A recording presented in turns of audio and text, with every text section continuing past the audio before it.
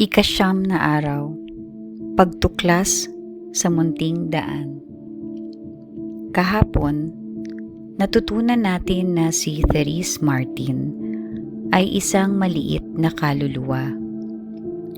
Ngunit mula pa sa kanyang kabataan, mayroon siyang matapang na hangarin. Nais niyang maging isang santo. At hindi basta isang santo, kung hindi isang dakilang santo. Isang kwento mula sa kanyang pagkabata ang tumutulong sa atin na maunawaan ito. Isang kwento na tinatawag niyang buod ng aking buong buhay. Isang araw, ang nakakatandang kapatid ni Therese na si Leonie ay nagpasya na hindi na niya kailangan ng ilang sa mga laruan. Kaya inalok niya ang kanyang mga nakakabatang kapatid na sina Celine at Therese ng isang basket na puno ng mga laruan. Pumili si Celine ng isang bagay na gusto niya. Ngunit nang dumating na ang pagkakataon ni Therese, bigla niyang sinabi, "Pinipili ko ang lahat," at kinuha ang buong basket. Ipinapakita ng kwentong ito kung paano hinarap ni Therese ang kanyang espiritual na buhay at ang landas patungo sa kabanalan. Nauunawaan niya na mayroong maraming antas ng pagiging perpekto at nais niyang makamit ang pinakamataas na antas na sinasabi sa Panginoon, "O Diyos ko, pinipili ko ang lahat. Pinipili ko ang lahat ng nais mo." Kalaunan, ipinahayag ni Therese ang kanyang matapang na hangarin para sa kabanalan sa mas matapang pang paraan. Sinasabing nais niyang mahalin ang Diyos higit pa kay Teresa ng Avila, ang dakilang Carmelite na doktor ng simbahan. Gayunpaman, napagtanto rin niya ang kanyang kahinaan at pagiging maliit. Kaya para kay Therese, ang mga santo tulad ni Santa Teresa ng Avila ay parang mga agila, lumilipad ng mataas sa kabanalan. Samantalang nakikita niya ang kanyang sarili bilang isang maliit at mahina na ibon na walang lakas at hindi kayang lumipad. Sa katunayan, maluwag niyang inamin, "Hindi ako isang agila." Ngunit ipinaliwanag pa niya, "Ngunit mayroon akong mga mata at puso ng isang agila. Kahit ako ay napakaliit, ako ay malakas ng loob na tumingin sa Panginoon at nararamdaman ng aking puso ang lahat ng mithiin ng isang agila." Ito ang katapangang nadala kay Teresa upang matuklasan ang munting daan. Sa halip, mas matapang sabihin ng Panginoon mismo ang nagpahayag nito sa kanya. Dahil ako ay maliit at mahina, ibinababa niya ang kanyang sarili sa akin at lihim niya akong tinuturuan na sa mga bagay ng kanyang pag-ibig. Sa sumusunod na bahagi, inilalahad niya ang masayang paghahayag ng mga bagay ng kanyang pag-ibig.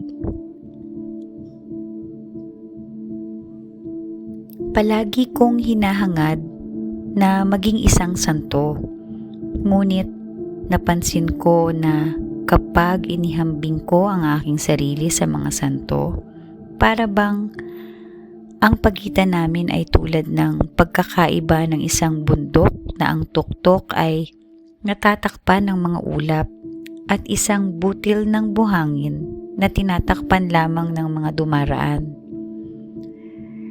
Sa halip na panghinaan ng loob, sinasabi ko sa sarili ko, hindi maaring maglagay ang Diyos ng makatotohanang mga mithiin sa puso ko. Kaya kahit ako ay maliit, maari pa rin akong maghangad ng kabanalan. Imposible para sa akin na lumaki. Kaya dapat akong matutong tanggapin ang sarili ko. Kasama ng lahat ng aking kahinaan at pagkukulang. Ngunit nais kong hanapin ang isang paraan upang makapunta sa langit sa isang munting daan. Isang daan na tuwid, napakaikli at ganap na bago. Kaya ang maliit na ibon na may puso ng isang agila, ang ibong ito na lubos na mulat sa kanyang mga kahinaan, ay buong pagtitiwala rin na hindi sana siya binigyan ng Diyos ng pusong tulad nito kung hindi rin siya nagbibigay ng paraan upang matupad ang kanyang mga mithiin. Sa makatuwid, dapat may ganitong daan. Dapat may isang landas para sa maliit na kaluluwa tulad niya, isang tuwid, maikli at ganap na bagong paraan. Si Teresa ay isang dakilang doktor sa simbahan dahil natuklasan niya ang ganitong paraan, o mas tamang sabihin, muling natuklasan niya ito. Oo, muling niyang natuklasan ang pinakapuso ng Ebanghelyo, ang mabuting balita na itinataas ng Diyos ang mabababa. Ngayon, nabubuhay tayo sa isang panahon ng mga makabagong imbensyon at hindi na natin kailangan umakyat pa sa mga hagdan sapagkat sa mga tahanan ng mayayaman, ang isang elevator ang pumalit dito ng matagumpay. Kaya gusto kong makahanap ng isang elevator na mag-aangat sa akin patungo kay Jesus, sapagkat ako ay masyadong maliit upang umakyat sa matarik na hagdanan ng kabanalan.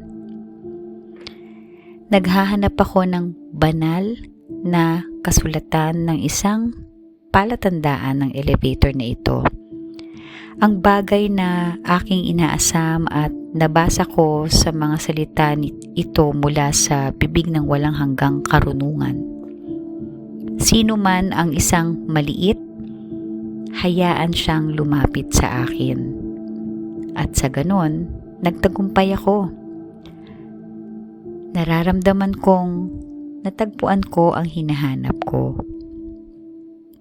Ang elevator na dapat mag-angat sa akin patungo sa langit ay ang iyong mga bisig, O Jesus. At para dito, hindi ko kailangan lumaki, hindi ko kailangan manatiling maliit at maging higit pa at higit pa. Tanong: kapag binabasa mo ang buhay ng mga santo, lumilitaw ba silang parang mga agilang lumilipad sa matataas na ulap habang ikaw ay isang maliit na ibon na hindi makalipad? Sa ibang salita, parang tila sila ay matatayog na bundok habang ikaw ay isang maliit na butil na buhangin lamang? Kung ganon, ikaw ay isang maliit na kaluluwa. Isa kang taong kinikilala ang iyong kahirapan, kahinaan, at kasalanan. At ngayon, pinapaabot na sa iyo ni Santa Teresa ang mabuting balita na mayroong isang bagong imbensyon, isang espiritual na elevator na nagbibigay ng daan patungo sa mga rurok na kabanalan para sa maliliit na kaluluwa.